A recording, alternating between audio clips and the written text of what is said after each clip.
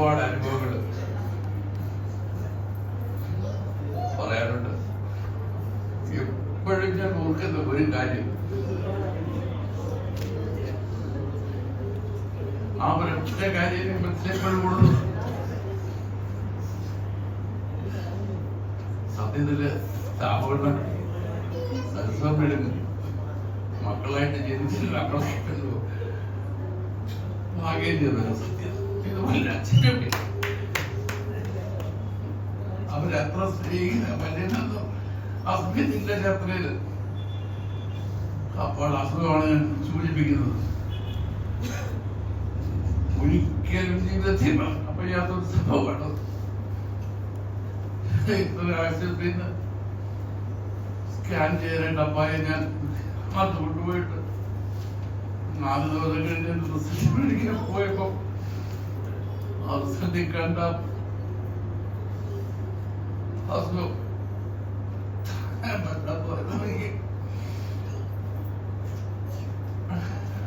വത്സലയുടെ കല്യാണം അടുത്ത് വരുന്നു.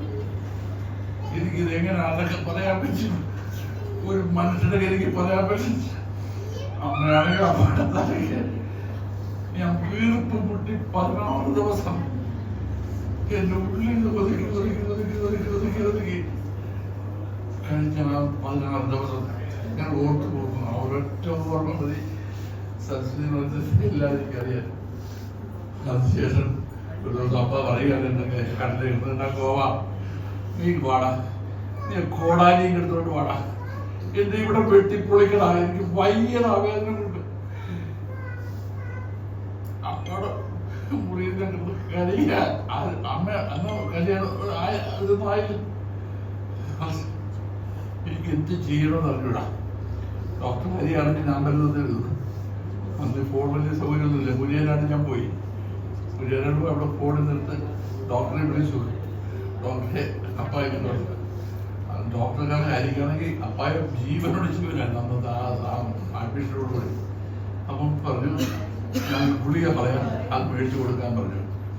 അങ്ങനെ ആ ഗുളികയുടെ പേര് സ്പെല്ലിംഗ് ആയിട്ടാണ് പുള്ളി പറഞ്ഞത്. ഇന്നും അത് ഓർക്കുന്നില്ല. രാധാകൃഷ്ണൻ പേരെടുത്തിട്ട്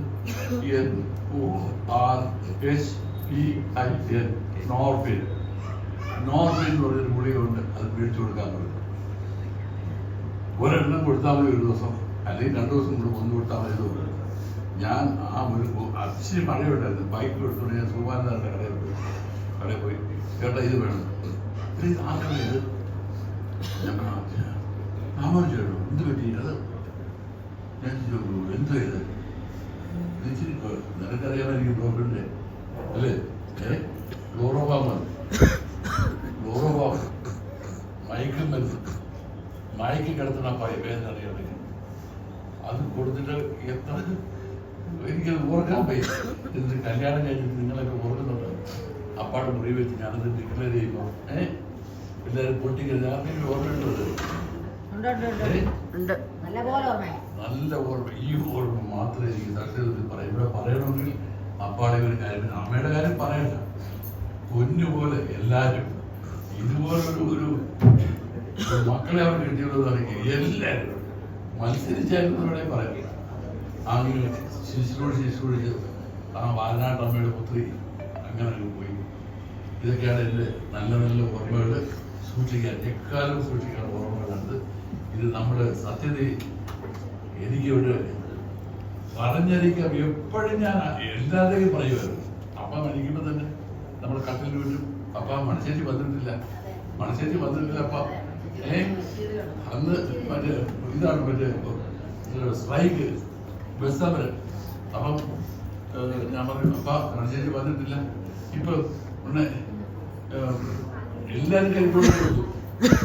മണശ്ശേരി വരാൻ കാത്തിരിക്കാൻ. അപ്പൊ മണശ്ശേരി ദൈവാദിനം പോലെ ശവക്കട്ട പാർട്ടിന്റെ എക്സ്പ്രസ് ബസ് കണ്ട് കിട്ടി. ഓർമ്മ ശരിയാണെങ്കിൽ ആ എക്സ്പ്രസ് ബസ് അവിടെ വന്നിട്ട് ഓടി വന്ന് കയറുമ്പോൾ മണിക്ക് 1:05 മിനിറ്റ്.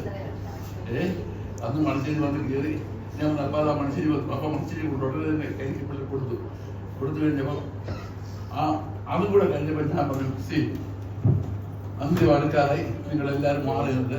നാരായണ നാരായണ നാരായണ എന്ന് പറയാം. ആരെങ്കിലും ഓർമ്മയുണ്ടോ? അങ്ങനെ എല്ലാ അമ്മയുടെ 2 ശ്വാസം പോത്ത് ഞാൻ കാൽക്കൽ നിന്ന് കാണുകയാണ്. അപ്പാടെ 2 ശ്വാസം പോകുന്നു. മൂന്നാമത്തെ പേർക്ക് അമ്മ വലിയ നെഞ്ച് കടന്നു വീണു. ഞങ്ങൾ പിടിവിടുക, നിങ്ങൾ പിടിവിട്ട് നാരായണ നമ്മുടെ ആളുകളുടെ നിറഞ്ഞ ആളുകൾ നിൽക്കുക, എല്ലാവരും ഒരുപാട് പേര് നിൽക്കുക. ഡോക്ടർ കൊണ്ടുവന്നു ആ സമയത്ത് തോന്നുന്നു.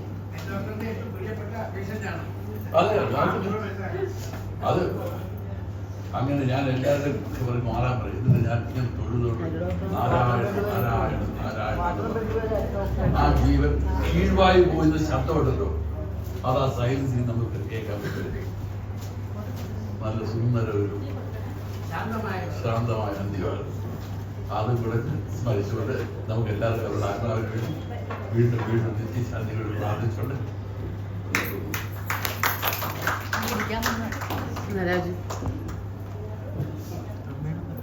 Thank you so much.